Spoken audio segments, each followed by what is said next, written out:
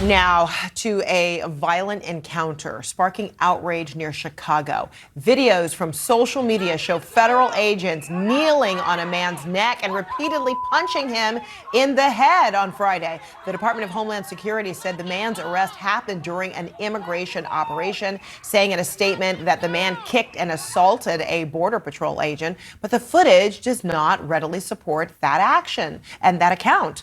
Evanston's mayor condemned the aggressive arrest, saying he was horrified by the video. And now the city's police department is investigating.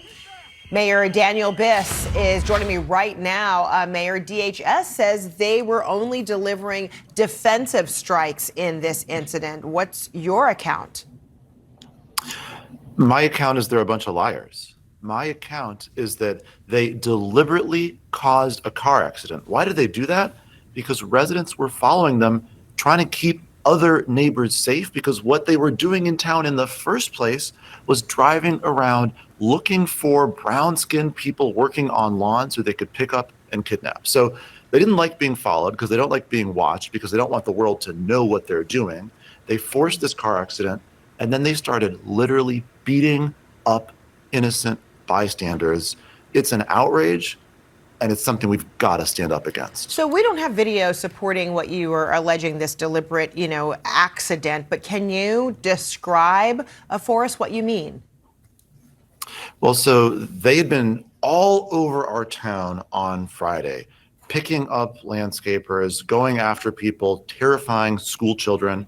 And so there were a lot of folks in the community who have risen up to be a part of fighting back. And one thing that they were doing was following ICE around, and they don't like to be followed. And so they jammed on the brakes as they were heading north, essentially to force a car accident, which then occurred. And then that created this opportunity for all of the mayhem to go on. And when I say mayhem, I want to be very clear. Evanston residents, they were agitated. They said mean things. They were videotaping the Border Patrol officers. But the only violence was coming from ICE and their fellow agents. And again, it was punching, it was pulling guns on people, pointing guns at the faces of people for saying mean things. This is not what America's supposed to be. So you told CNN affiliate WLS that the people arrested during this operation have been released. What can you tell us about who they are, where they are now, and what kind of condition are they in?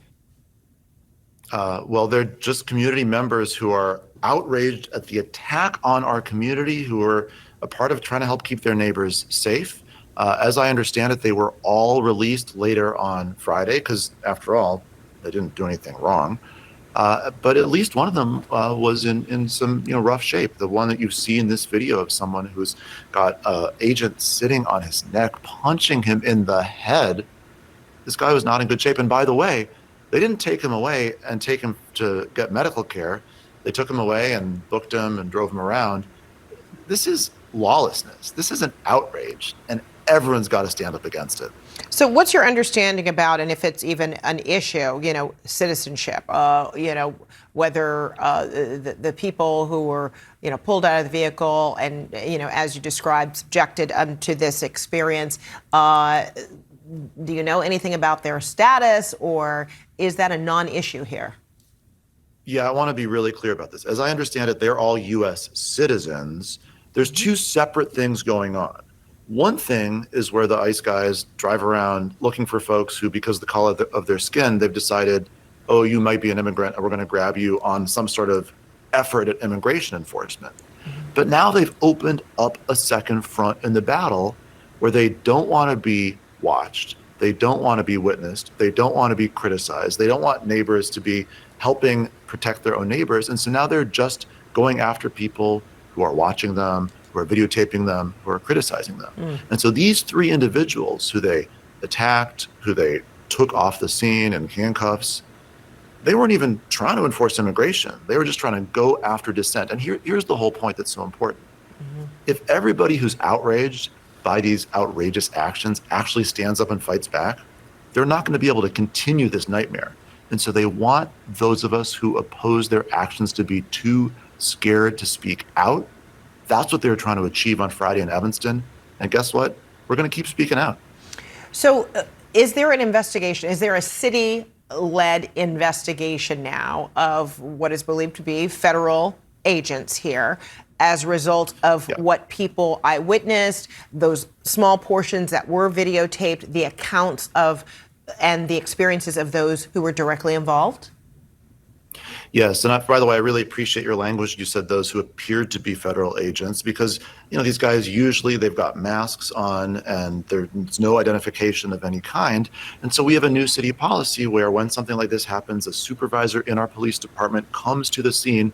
And guess what happened this time? That supervisor arrived and got a badge number from these agents. So now we have the first step toward accountability by being able to identify them. And we've now opened 2 different cases, one to investigate the violence, right? The attacks, the punching, the pulling a gun, stuff like that.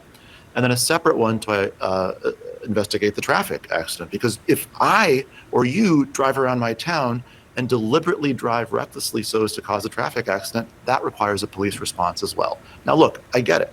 This isn't a normal situation. Because we were there and got those badge numbers, we know, in fact, these are federal agents. And so we've got to handle this delicately, but we're going to be thinking through options, including going to the Department of Justice, Civil Rights Division, or potentially communicating with our state's attorney to figure out the right way to demand justice for our residents who were assaulted.